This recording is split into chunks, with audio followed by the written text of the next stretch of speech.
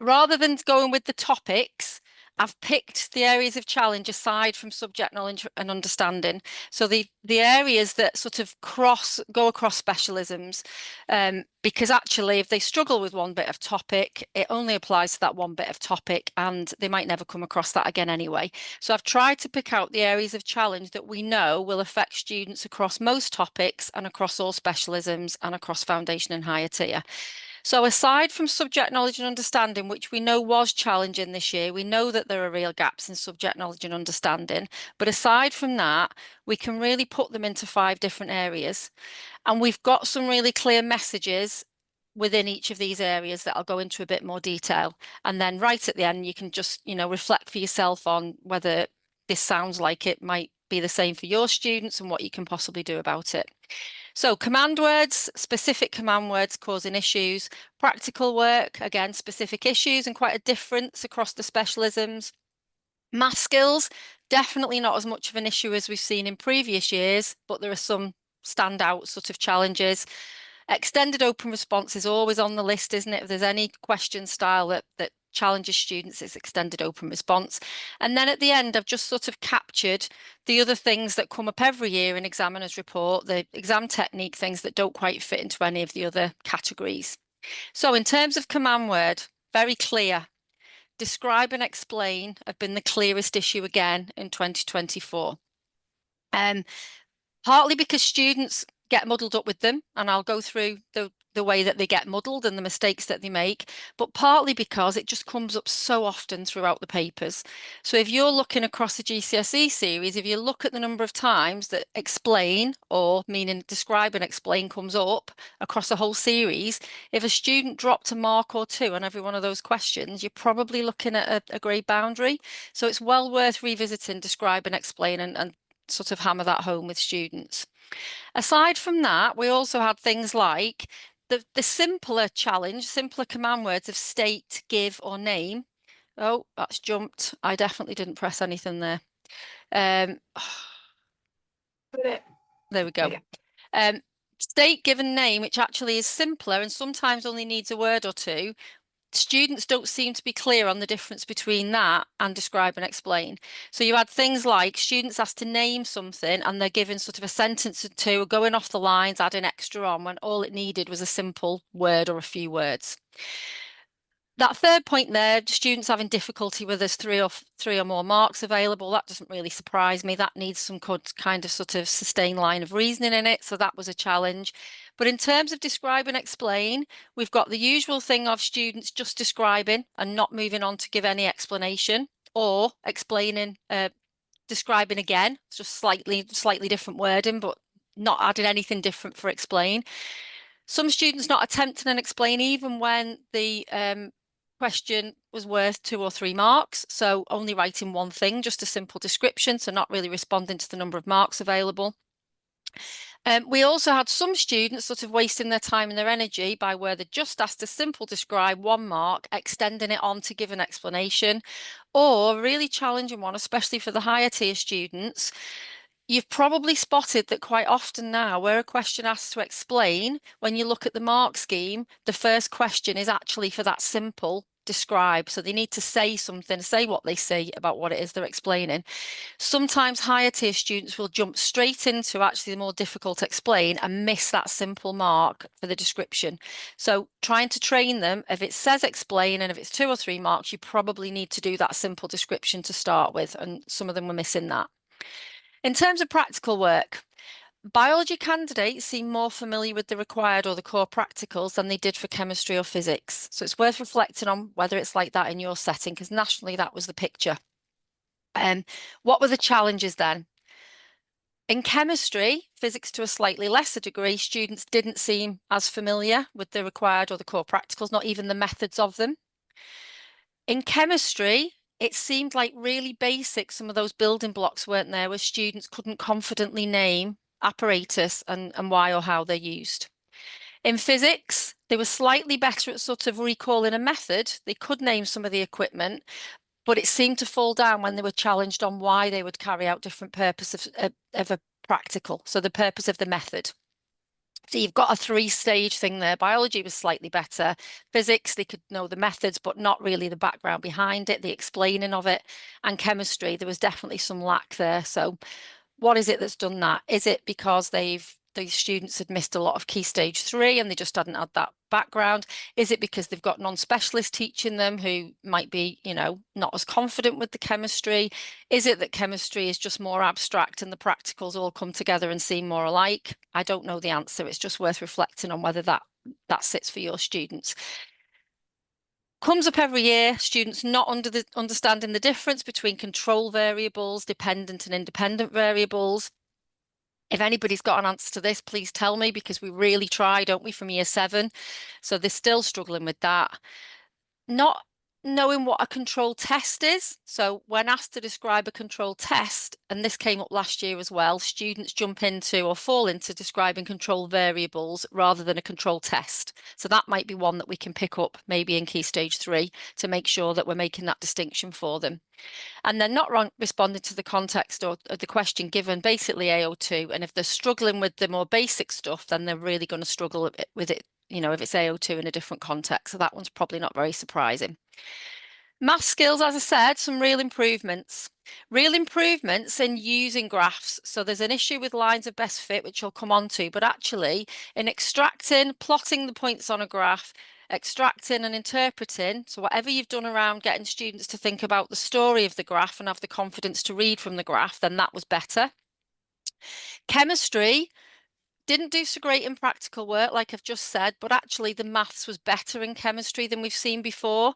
And definitely the maths was not the most severe issue. It wasn't the biggest challenge this year. So we had some general maths done slightly better, and probably no surprise, where they're given the formula, they do better with the calculations. So what were the challenges? Drawing a line of best fit. So we had students able to plot the points, but then we had lots of issues around drawing a line of best fit. Things like drawing more than one line, so going over it more than once, so they end up with tram lines or just using a very blunt pencil. Lines of dot-to-dot lines, which we always see. Some students not even joining the points at all. That came up quite a few times, that students didn't even have a go at drawing the line. And the usual thing we get is they draw a line of best fit when it's clearly supposed to be a curve. And we know that in maths, they do straight lines of best fit, not curves, and that has a knock-on effect on us. This comes up every time, not showing working in calculations, and therefore there's no opportunity for examiners to apply that error carried forward because they're not showing the working out. We know that if they get a correct answer, they're going to get full marks, but actually encouraging them just in case they make a mistake is still not really happening. Not identifying some of the units that are in the specification. Unit conversions were challenging for some. Some of them were adding in unit conversions where they weren't needed. So you've trained them in unit conversions and they were adding them in when they weren't necessary. Standard form didn't surprise me when I looked at biology that was a challenge, but actually they did better in physics with standard form. So is that something to do with they just expect to do maths and physics and therefore more likely to have a go? I don't know. Significant figures and decimal places. I've added a bit before that about not following instructions to give significant figures or specific number of decimal places. It may be that they can't do that, but I've definitely seen examples where students are doing really well in a calculation, quite a challenging calculation, and the only mark they miss is the one for the significant figures or decimal places. I'd argue that they've probably missed the instruction in the question in that case, but that's something for you to think about, the reasons for your students. And this came up quite a lot as well. Rounding up, so either rounding up correctly or rounding up too early. So rounding up at the first step in a calculation, and then by the time they got to, through the multi-steps, they were way off with their answer. Extended open response.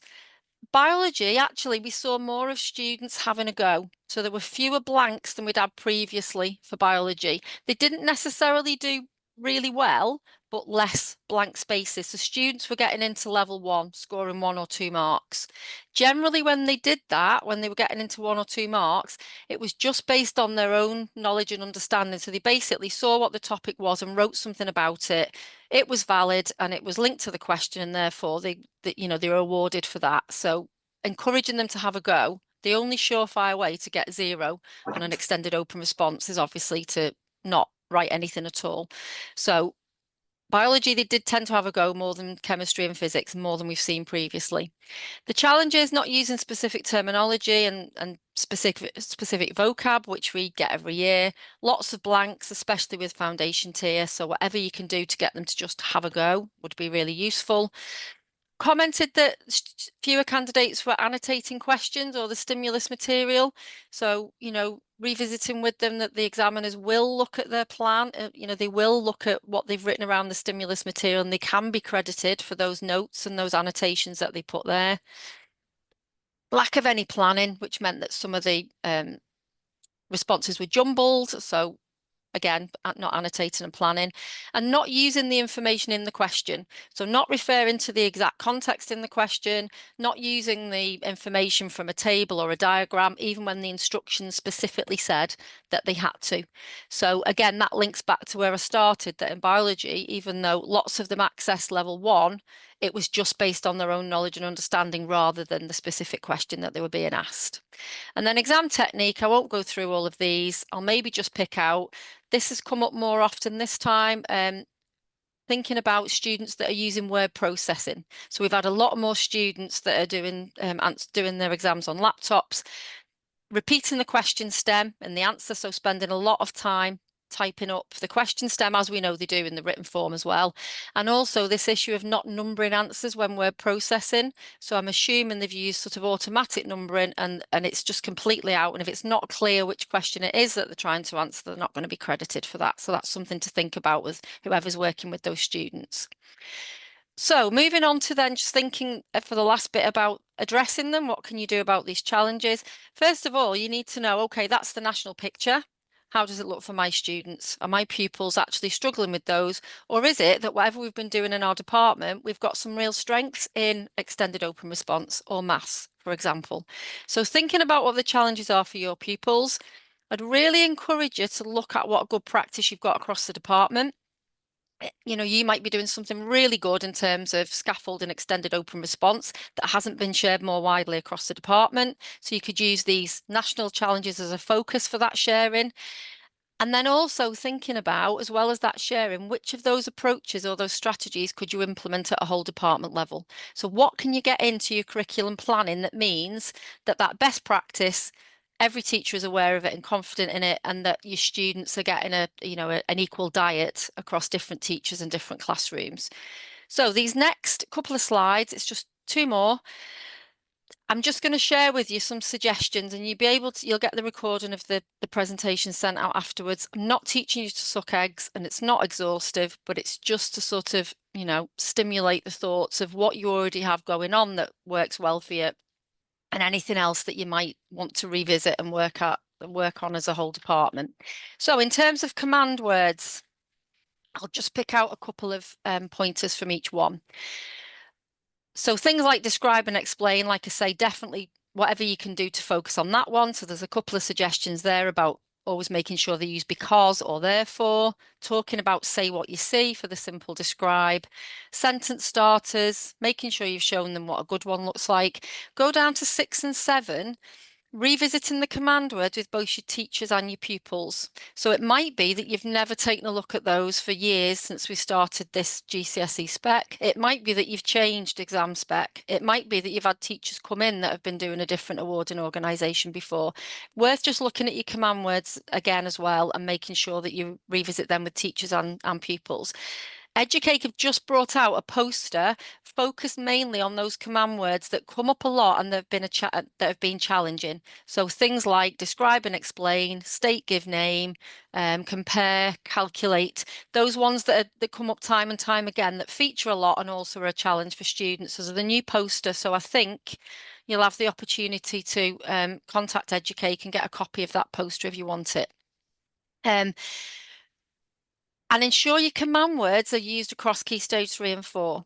So it doesn't mean you're asking GCSE questions if you're using those same command words across Key Stage 3 and 4. There's no reason not to introduce those across Key Stage 3. So I'd really encourage you to look at where you're setting assessments at Key Stage 3, where you're setting things like your lesson objectives or any kind of activity. Are you using the same command words? are you structuring your questions in the same kind of way? So you know at GCSE, the command word comes at the start. There's only usually one command word. Is it the same system that you're using at Key Stage 3? Because there's no reason why your students couldn't get used to that from Key Stage 3 to 4.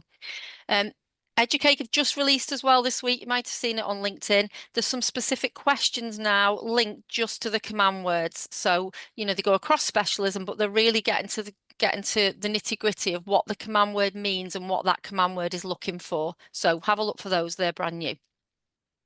In terms of practical work, again, I won't go through all of these, but I would go down to look at number 1, thinking about retrieval of practical work.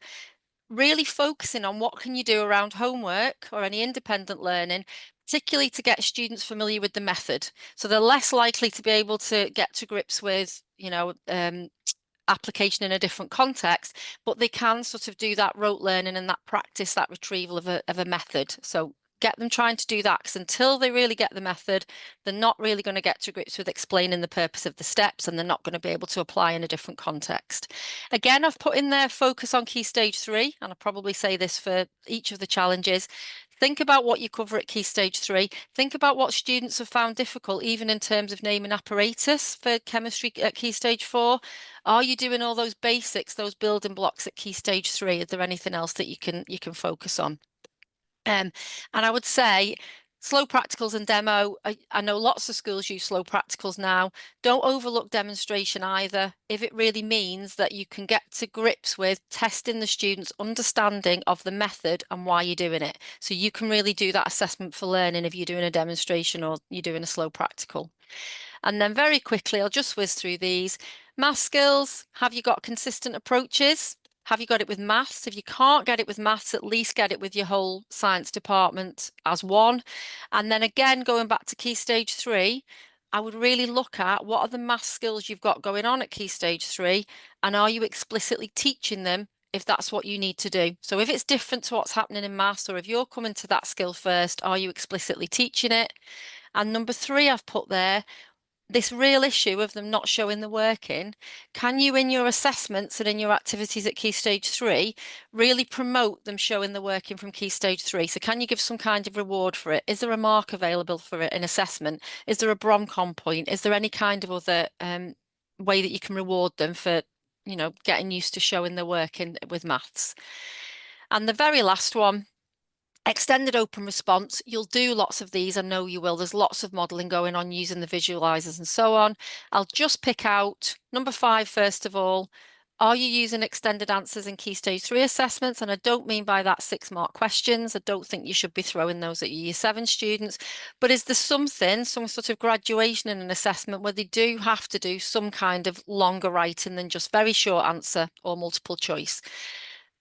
And just as with the maths, promoting and rewarding the working out for maths, promoting and rewarding any kind of annotating or planning at Key Stage 3. So in your assessments, do you provide a space for them to be able to do a quick plan or a rough annotation, and do you reward that? Anything with extended open response, I'd go to that last one. Anything you can do to build their confidence just to have a go, because we know we've got lots of students that never do, you know, just never attempt it. If you can monitor, I know some departments do this when they mark their mocks, they don't only record the marks for those extended response questions, but they'll record whether the student just didn't have a go at all. Keep an eye on your persistent non-attempters and do some work with them to try and build up their confidence to be able to have a go at that. Okay, thank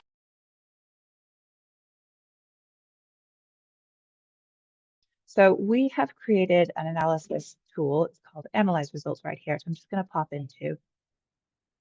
And we've worked really hard to try and make sure that it is easy and intuitive to use, but also incredibly flexible so that it can be used to answer the really wide variety of questions that you or leadership in your school might have about your student population, all the way down to individual students. So it can be looked across subject, across curriculum. It can be used to dive down to a particular topic. It can be used to look across all your cohorts or to dive down to an individual student. There's a lot going on here. And it does answer loads and loads of questions. So if this is not something you have, you know, taken advantage of yet for your school on Educake, really recommend you getting in touch, talking to one of our account managers, because they can do bespoke trainings about that. So just a starter, I'm going to say we're looking at our GCSE Science AQA, and we'll take a look at our Year 11s as our example. So one of the things to highlight, one of the things that we've done is we have added in the national averages. They're in this report. They're also in quiz results so that you can compare on a question by question level how your own students are doing against what's happening nationally. It's a really great way of adding some context in so you know which topics are just difficult generally or where your students might be struggling more than you would expect or that you would hope they would be. So this is a great place to start. If we look in physics, I can find my way through some topics. See if we look at electricity. So here I'm seeing circuits, for example. This is slightly difficult, more difficult topic nationally, but I can see that this class, this year 11 group I have, they're struggling a bit more than I'd anticipate. So this is a great way to start looking at across the curriculum, where there's gaps, where there's issues that might be cropping up. Can I get ahead of them a little bit early? So from here, really great thing to do is moving on to setting a quiz. You can use the question level analysis to really specifically find what the misconceptions are, what are the areas that are causing them to struggle in this topic, and use an intervention and re-quizzing to find out how successful intervention has been. So this is really useful, great way to do this. I can also look, if we want, I'm currently looking at all my classes in year 11, but I can also look at individual students in a class, so I can see which students in particular are struggling, where the struggles are. It can also be used to identify particular strengths and weaknesses. A really great way to look at that is this student appears to be doing way better than her normal range. So for some reason, she's done particularly well in this topic. And you can work in reverse as well. You can find students that are struggling in one topic more than they normally struggle. So it's great at looking really bespoke at how students are doing. So like I said, from here, I'd really recommend the process of setting a quiz and diagnosing in more fine detail what's happening with students.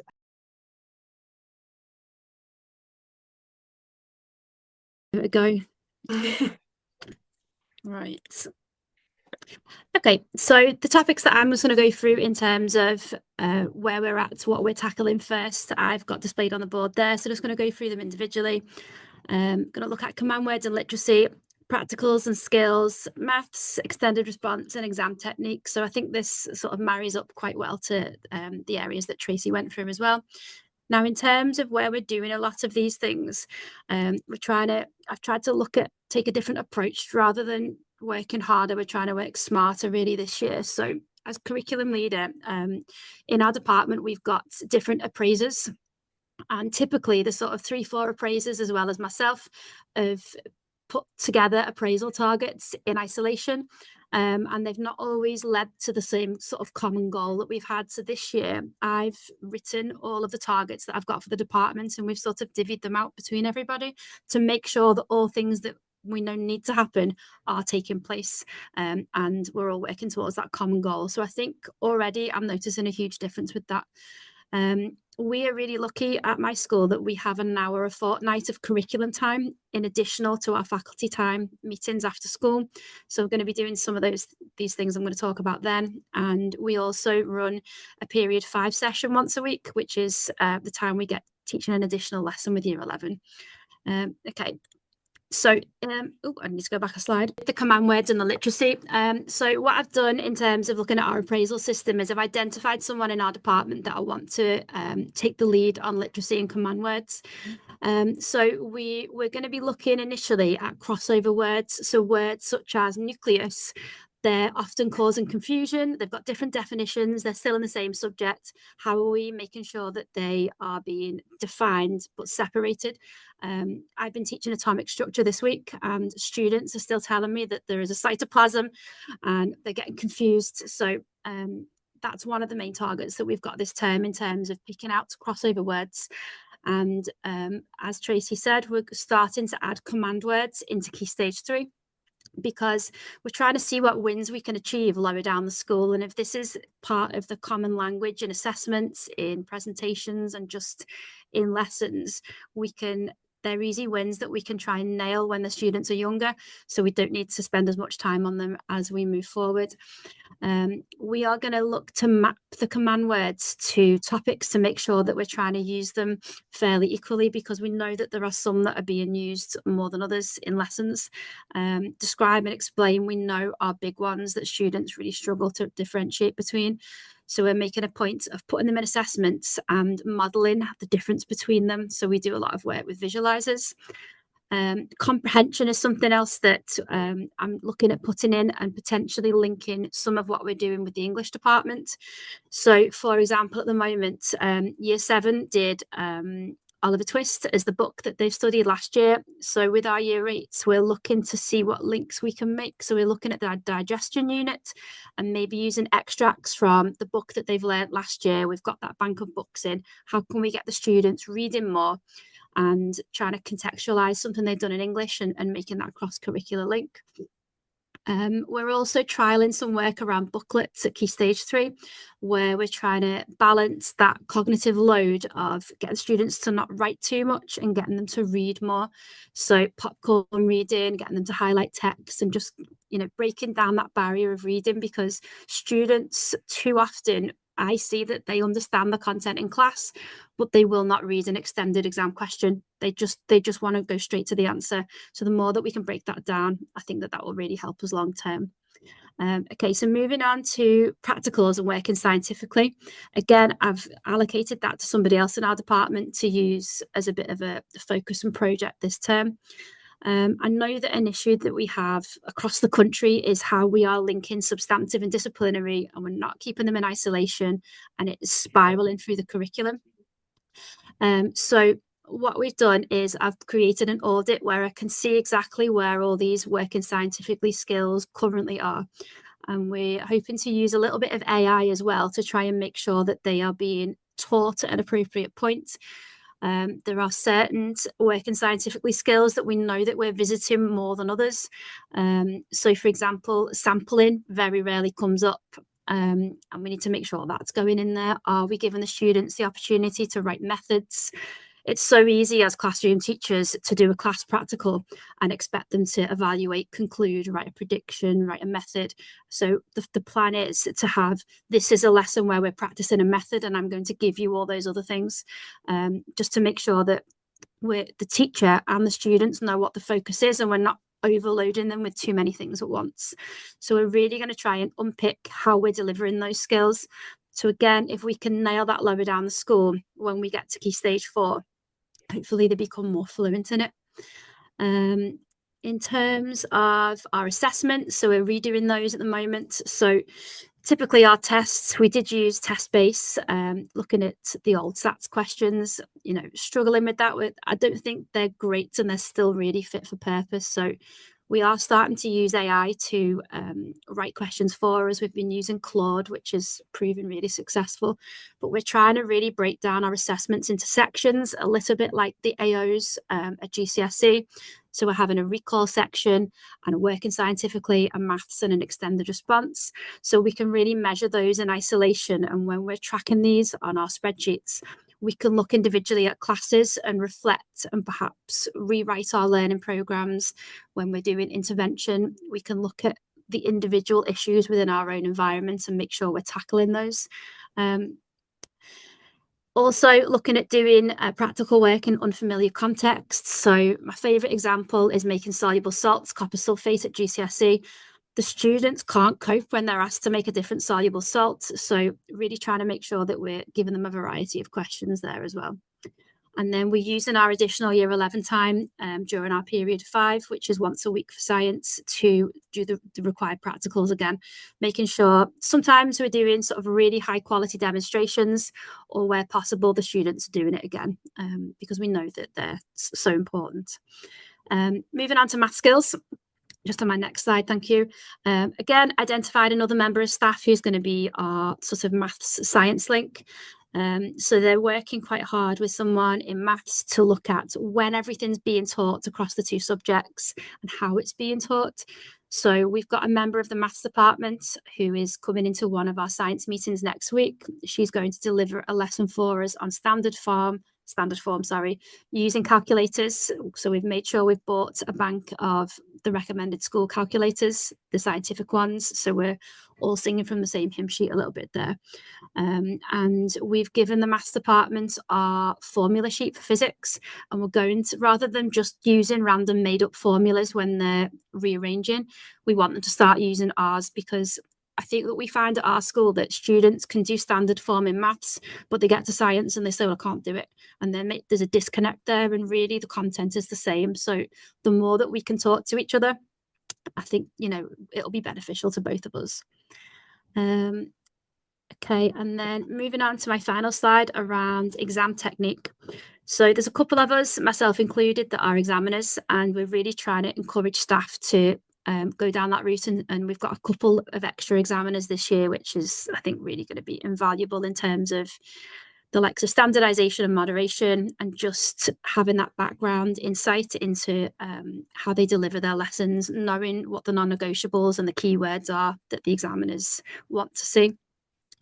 So when we do our curriculum planning meetings, which is our 1 hour a week, we have timetables as a department. My aim is to sort of share what we know, share our wisdom as a whole. You know, what have we seen recently in our most recent set of exams? I've been screenshotting when I do my examiner marking. Oh, that's a classic question. I'd love to show that to my class. Look at this shocking line of best fit. And then I'm going to use some of those resources to present to the department. These are the common pitfalls that are not just isolated to our school, just to really raise the profile, particularly for the less experienced staff. And then my plans are for us to split up into disciplines and do the same, but just a bit more specific. So, you know, required practicals, making sure that the staff are really confident in how to mark them and what that needs to look like, because, you know, it's all well and good teaching the content, but the staff need to be all given the same message. We have our resources that we've made in-house or centralized. So we've got sort of a leader in biology, chemistry and physics that are QA in them, and just making sure the right language is in there. And we're not putting any more than that is need to be in there. So we're not going above and beyond. We're giving them specification link, exactly what they need to know, and the language that is compulsory to match the specification.